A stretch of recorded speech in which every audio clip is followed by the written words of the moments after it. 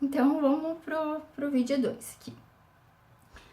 Ó, já ouviram falar naquela questão de não se pôr em jogo desigual?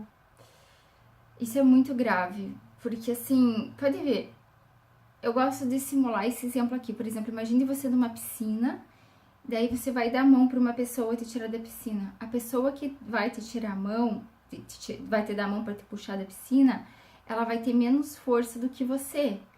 Ela vai te puxar, né? Agora, você que tá embaixo, vamos supor que tu só coloca o pé ali na borda da piscina e puxa ela para baixo. Não é mais fácil você puxar ela do que ela te levantar? Então tem que cuidar, porque assim, ó, a palavra de Deus fala assim, gente, 2 Coríntios 6,14. Não vos ponhais em julgo desigual com os incrédulos, porquanto que sociedade pode haver entre a justiça e a iniquidade? Olha, né, que dois caminhos extremos. Que harmonia entre Cristo e o maligno? Ou que união entre o crente e o incrédulo? Que ligação é entre o santuário de Deus e os ídolos? Porque nós somos santuários do Deus vivente, como ele disse. Habitarei e andarei entre eles, serei seu Deus, eles serão meu povo. Então, a partir do momento que você que está com um descrente, quem que vai ganhar a salvação para eles? É Jesus, não é a gente, né? Às vezes a gente usa algumas suposições de que, mas Deus vai me usar para ganhar ele. Eu não duvido, e Deus usa, e às vezes é o próprio, assim, própria vontade de Deus, né? Nos caminhos dele, ele prepara tudo, por isso tem que ter a direção de Deus. Mas o que a palavra de Deus diz? A palavra de Deus diz, lá em 2 João, só tem um capítulo, então o versículo 9, ele diz assim, ó, que todo aquele que ultrapassa o que está escrito não tem a Deus, né? Ele fala também sobre, quer ver, deixa eu pegar ali, 2 João. Eu quero ler isso com vocês para ver como de fato está escrito, porque é bem forte.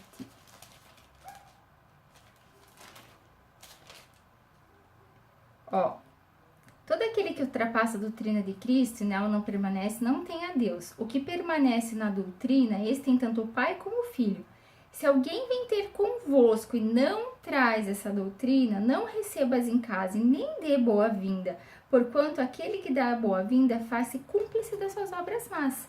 Então, se ele está falando em termos de doutrina, que não é nem para receber em casa e nem cumprimentar, o que dirá para você formar uma aliança, gente? Um casamento, né? Isso é muito pesado, isso é muito grave, porque essa pessoa provavelmente, ela não vai concordar com a maioria da renúncia que Deus nos pede. Porque o que é a renúncia? É abster do pecado. O pecado é assim, ó, é o ponto principal que nos vai mostrar. É assim, ó, realmente é a questão de tudo que nos vai nos mostrar. Esse tá salvo porque deixou o pecado, né? Lá em Romanos 6,6 não diz que a gente mata a velha natureza para viver em Cristo de novo, fazendo um novo homem. É isso que a gente precisa nascer de novo. Então, como que você vai juntar uma pessoa que não crê, né? É complicado, até porque, assim, dependendo do grau, a palavra de Deus diz o quê? Que aquele que não crê em Deus já está condenado, né? Isso é muito grave mesmo. Então, assim, tem muitas palavras na Bíblia que diz que aquele que vive na carne colhe destruição. A carne vai lutar com o espírito o tempo todo, então você vai trazer batalha espiritual para tua casa, pelo amor de Deus. Pensa nisso que eu tô falando, porque é muito grave. Tudo tem que ter oração e direção de Deus. Vai insistir, vai levar para frente isso, então fique sabendo que você vai, assim, não é eu que tô falando não, é o que tá escrito, a Bíblia mostra, que é um exemplo, Jonas, quando ele desobedeceu a Deus, entrou lá no barco, em vez dele ir para pregar lá em Nínive, ele entrou naquele barco e foi para outra região. O barco quase afundou por causa dele, né? Ele trouxe uma baita tribulação para aquele povo por desobedecer. Então, a desobediência de Deus, tudo que vai contra a palavra também vai trazer o que está escrito, né? Eu fiz um vídeo sobre o poder da palavra que saiu da boca de Deus. Tem 3 partes. É muito importante ver para entender um pouquinho do que eu tô falando. Porque a palavra de Deus se cumpre automaticamente. Então, o fato de você andar com incrédulo, com descrente, vai ter muita luta dentro. E assim, ó, tem que estar muito firmado em Deus mesmo, para que não chegue a ponto dessa pessoa te tirar dos caminhos do Senhor, que é o que eu comecei a simbolizar ali com a piscina. Agora, assim, casou, né? Tá, foi, as coisas estão complicadas, você vai poder se separar? Ah, não devia ter. O que eu falei do primeiro vídeo? Sim, a palavra te dá respaldo porque é descrente. Mas primeiro você vai orar, daí você vai lá para aquela batalha que você escolheu, porque Deus vai te usar, porque Deus vai te dar força, porque Deus ama todos, quer que todos se salvem. E de repente, assim, a gente na nossa teimosia, na nossa vontade, acaba sendo um ponto de luz para que Deus use, né? Então, primeira oração porque Deus muda os destinos, né? Ele muda as vidas das pessoas a partir do momento onde há arrependimento. Então, eu aconselho isso, né? Até porque a gente já viu na palavra. Agora, se a gente for ver ali, ó, em Efésios 5, no versículo 22, tá falando um pouquinho sobre o casamento, ó. As mulheres sejam submissas ao seu próprio marido como ao Senhor, porque o marido é o cabeça da mulher, como também Cristo é o cabeça da igreja, sendo ele mesmo salvador do corpo. Como, porém, a igreja está sujeita a Cristo, assim também as mulheres sejam tudo submissas ao seu marido. Só que aí que tá, gente. Como é que você vai se submeter a um homem que vai pedir para você fazer um ato ilícito, que vai contra a palavra de Deus? O que você vai... Tá entendendo por que Deus fala para não ter julgo desigual? Agora, se você for casar com uma pessoa, não é a pessoa que tá na igreja, é a pessoa que segue Cristo. Lembra que a gente leu lá dos remidos?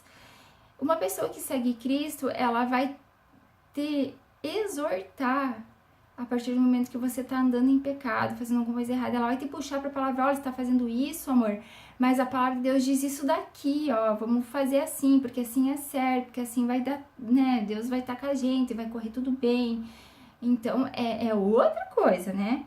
Ó, maridos, amai a vossa mulher, como também Cristo amou a igreja, a si mesmo se entregou por ela, para que a santificasse, tendo-a purificado por meio da lavagem da água pela palavra. Tá vendo? Lavagem, né, de água pela palavra. A gente é lavado, purificado, santificado pela palavra de Deus. Então, é muito importante a gente obedecer para que todo o resto da nossa família também, né, receba dessa lavagem, porque imagine só, é só a misericórdia de Deus na vida, que nem na minha família também. Meu pai e minha mãe, eles são católicos, eu sempre acreditei em Deus, mas eu não conhecia Jesus, eu não lia a Bíblia, eu não sabia como que Deus trabalhava, eu achava que eu era uma pessoa boa, mas quando eu comecei a ler a Bíblia, eu fui ver o quanto eu era pecadora, sou ainda, né, mas tento andar nos caminhos do Senhor e me arrepender, porque quando a gente peca, dói na alma, parece que assim, na hora uma luz vermelha, né? Mas mesmo assim, a misericórdia de Deus alcançou a minha casa, a gente recebeu salvação. Agora eu tento trazer a verdade para eles, mas depende do coração de cada um, que é aquilo que Jesus falou, né? A dureza do coração deles, né? Então aqui tá falando assim, ó. Assim também os maridos devem amar a sua mulher como o próprio corpo. Quem ama a esposa a si mesmo se ama, porque ninguém jamais odiou a própria carne, antes alimenta dela e cuida dela também como Cristo faz com a igreja. Tá vendo? Ele tá falando mais uma vez que os dois são um, porque somos membros do corpo.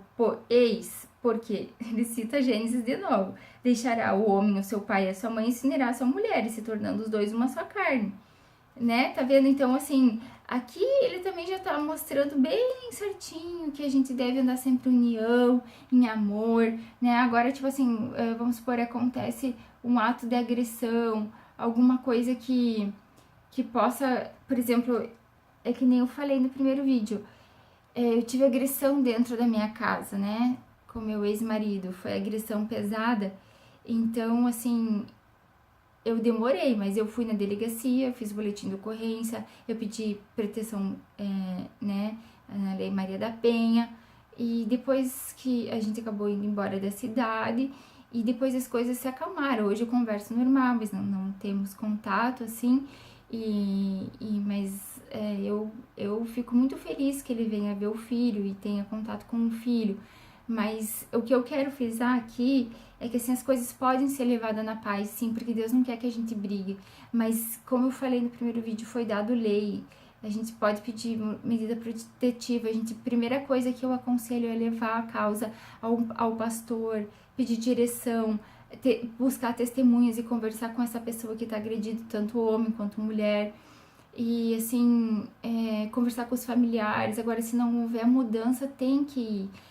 Tem que ir denunciar, tem que ir, gente. E isso não quer dizer divórcio. Às vezes é um tempo de preparação. Deus afasta a pessoa, né? Por exemplo, aqui tá a família. Deus afasta a pessoa, trata ela para que essa pessoa não machuque a família. Depois de renovada, transformada, Deus traz de volta e une de novo, né? Mas esse tempo todo tem que ter oração, santificação, jejum, oração. E tá sempre com pessoas de fé para que te dê força, porque não é fácil. Não é fácil. E mesmo as pessoas que vivem em Jesus, assim, a palavra de Deus mesmo diz que aquele que está de pé cuide que não caia. Então, tem que haver sempre, gente, a palavra de Deus manifesta dentro de uma família. Porque quando você começa a perceber que tem alguma coisa que não está errado, o Espírito Santo vai mostrar, vai dar a direção, para que não chegue ao ponto de um adultério e, né, por fim, um divórcio. Por isso que é bom ter sempre a direção de Deus. Bom, como eu falei, então acho que ficou bem explicadinho, né? Não tem muito o que se falar nesse assunto. Eu queria só dar uma leve pincelada na parte profética ali, que eu disse que Deus usou esse termo de casamento, divórcio com o povo dele. Lá em Levíticos 19, 29, tá falando assim, ó.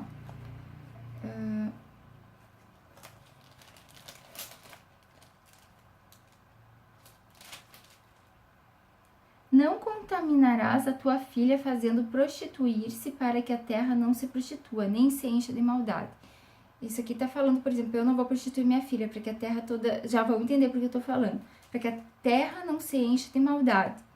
Daí em Deuteronômio 23, versículo 17, tá falando assim, ó. Das filhas de Israel não haverá quem se prostitua no serviço do templo, nem dos filhos de Israel haverá quem o faça. Não trarás salário de prostituição, preço de sodomita à casa do Senhor teu Deus, por qualquer voto, porque uma e outra coisa são igualmente abomináveis ao Senhor teu Deus. Porque eu quis falar assim, ó, lá em, não me lembro se é 1º ou 2ª Pedro, acho que é 1 Pedro 2, 9. Tá falando assim, ó, vós, porém, sois raça eleita, sacerdócio real, nação santa, propriedade exclusiva de Deus, a fim de proclamar as virtudes daquele que vos chamou da trevas para a maravilhosa luz. Então, se Deus colocou a parte de santificação, né?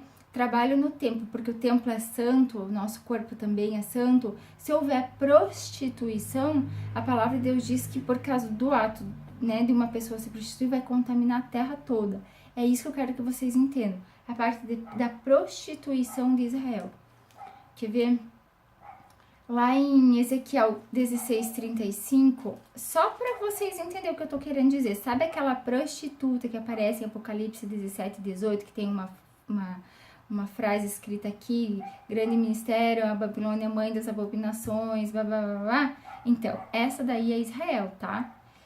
É Jerusalém.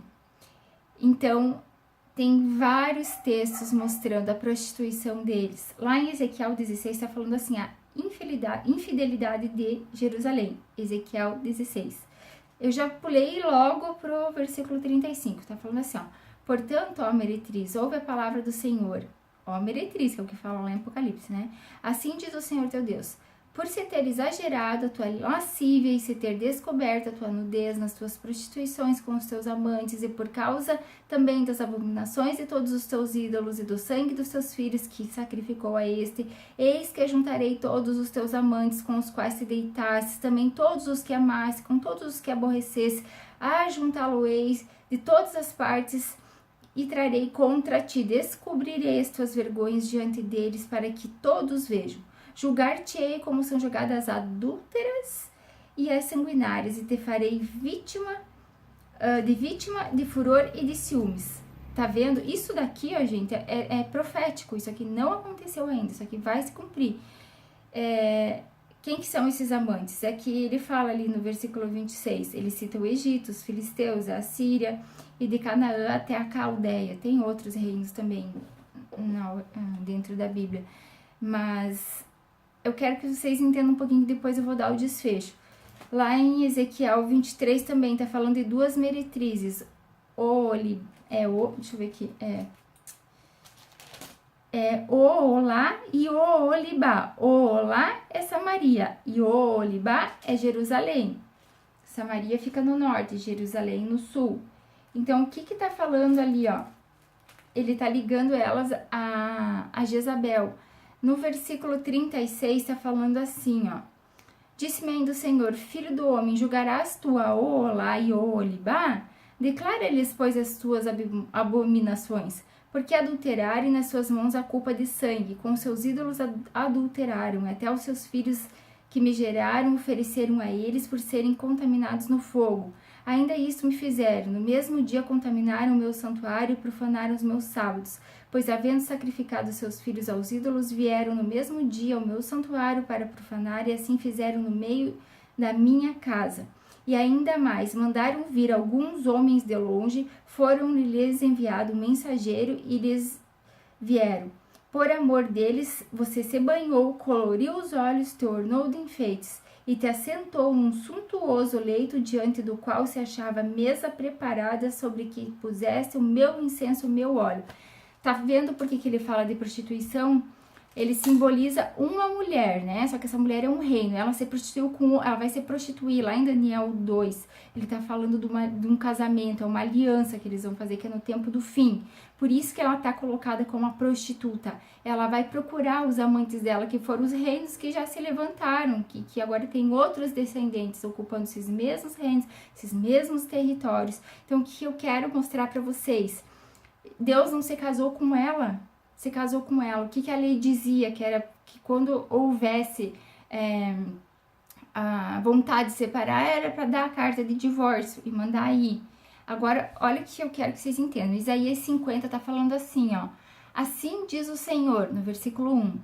Onde está a certidão de divórcio de sua mãe com a qual eu mandei embora? Tá vendo? Elas vão se prostituir com outros, mas ele nem tinha dado a carta de divórcio para elas, e a adúltera feita o quê? Era morta, né? Apedrejada, ó.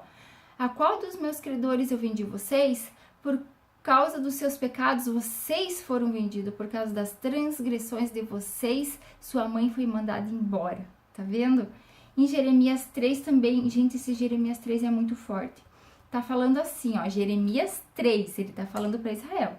Ó, se um homem se divorciar de sua mulher e depois da separação ela casar-se com outro homem, poderá o primeiro marido voltar para ela? Não seria a terra toda contaminada? Viu que eu falei antes? Por causa de uma prostituição, toda a terra contaminada. Mas você tem se prostituído com muitos amantes e agora quer voltar para mim? Pergunta o Senhor. Olhe para o campo e veja um lugar onde você não foi desonrada. Daí ele começa a falar tudo que os adultérios, na verdade é tudo os outros deuses que eles vão procurar, que eles se prostituíram, outros reinos, né? Ali no versículo 8 tá falando assim, ó. Viu também que te dei a infiel Israel uma certidão de divórcio e a mandei embora por causa de todos os seus adultérios. Entretanto, a sua irmã Judá, a traidora, também se prostituiu sem temor algum. Por isso que lá em Apocalipse 17 ele fala de uma prostituta, só que Israel ela envolve o quê? Ela envolve todas as tribos, então é uma região bem maior do que a gente imagina, né? Tem muito mistério nisso. Agora, o que eu quero mostrar para vocês, para encerrar com chave de ouro? Vocês já leram o livro de Oséias? Ele manda ele casar com uma mulher de prostíbulo e ter filhos de prostituição. Então, ali no versículo 1, ele fala isso, de Oséias 1. Agora, no 2, ele fala assim, ó. Repreendei a vossa mãe, que é Israel.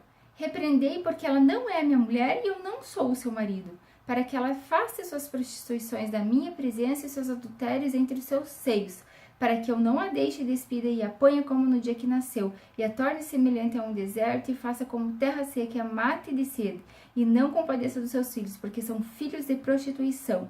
Porque a sua mãe se prostituiu, aquela que os concebeu ouve-se torpemente, porque diz, irei atrás de meus amantes, que me darão o meu pão, a minha água, a minha lã, o meu linho, o meu óleo, as minhas bebidas. Ele fala mais um monte de coisa. Daí, depois que Deus fizer toda aquela parte da tribulação contra Israel, que eles se arrependerem, daí ele fala assim, ó, naquele dia diz o Senhor, no versículo 16 de Oséias 2, naquele dia diz o Senhor, ela me chamará meu marido e já não me chamará meu Baal. Da sua boca tirarei o nome dos Balaíns e não mais lembrarei desses nomes. Naquele dia farei a favor dela aliança com as bestas feras do campo, com as aves do céu, com os répteis da terra, e tirarei desta o arco, a espada e a guerra, e farei o meu povo repousar em segurança. Tá vendo? É Deus mesmo que vai usar as nações para punir a prostituta, né? Deus vai punir a prostituta através dos amantes delas. Então, gente, isso é profético. E mesmo depois de tudo isso, no final, Deus vai receber ela de novo, mesmo ela adulterando, indo casar com outros amantes, não é um só, são vários amantes, e voltando, se arrependendo. Deus é tão bom e misericordioso que vai recebê-la de volta. Mas o que a palavra de Deus diz, né? Que não poderia voltar porque se tornaria impuro, né? Se voltasse, tipo, se separou do primeiro marido, casou com o segundo, separou do segundo, não pode voltar pro primeiro, senão se tornaria abominável ao Senhor. Isso é o que a palavra de Deus diz. E mesmo sobre tudo isso, Deus perdoa. Então, gente, olha, a palavra de Deus é maravilhosa. É que nem eu falei, não tem muita coisa para falar sobre o divórcio, é simples assim. Sim, só que tem muitos casos que a palavra de Deus nos dá direção. Tem tantos casos, por exemplo, não ama mais, ou tipo assim, não tá se dando bem, só tá brigando, tá isso, aquilo. A palavra de Deus tem vários ramos na vida. Só que ninguém vai ter vitória em nada se não houver oração. Gente, é verdade. É verdade. Tem que orar, tem que pedir, porque Deus muda os corações, Deus transforma todas as situações. E não há coisa que esteja quebrada que Deus não restitui, porque a palavra de Deus diz lá em 2 Coríntios 5,17, aquele que está em Cristo, nova criatura é, as coisas velhas se passaram, e eis que tudo se fez novo. Então, assim, vamos olhar o que a palavra de Deus diz, antes de escolher alguém, olhar antes a fé dele, se está verdadeiramente em Jesus, e como Jesus disse pra gente olhar os frutos, vamos ver os frutos, não é só porque diz que crê em Jesus ou que vai na igreja, que é um verdadeiro cristão, e um verdadeiro cristão vai ser realmente um homem de Deus, uma mulher de Deus, que vai amar, que vai cuidar, que vai proteger, que vai estar junto, que não vai deixar faltar alimento na mesa, que não vai deixar faltar proteção, sabe? Que vai cumprir a palavra de Deus. Então pensa um pouquinho nisso, gente, porque às vezes o desejo da carne, ele é tão, assim, um momento assim tão rápido, a hora que você cumpre, você sacia esse desejo, depois em toda a tribulação, reflexo da tua escolha. A palavra de Deus diz que o próprio Israel, ele vai ser vítima dele mesmo, porque pela boca dos profetas, Deus diz assim, pela boca dos profetas eu te matei, diz para Israel, mas não porque Deus profetizou contra eles, porque os profetas já vinham escrevendo, lembra ali em Deuteronômio 28, as bênçãos da obediência e a maldição da desobediência.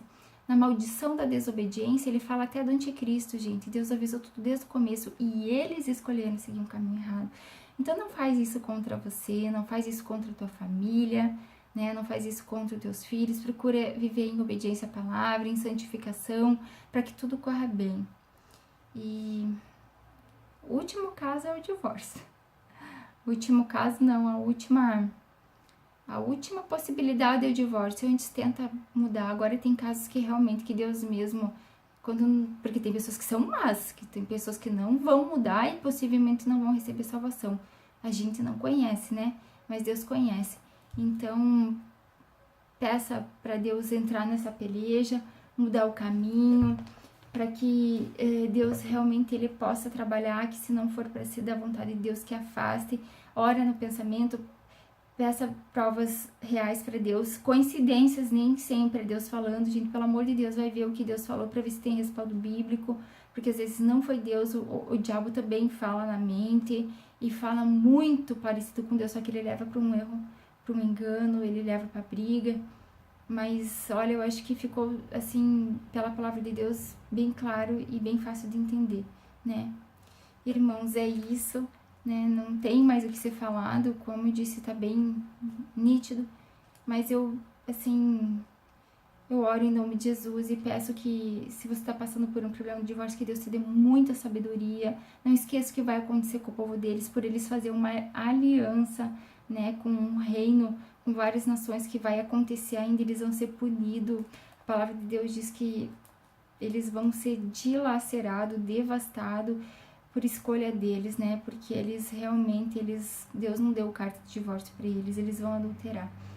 Então, a punição vai ser grande e severa, né?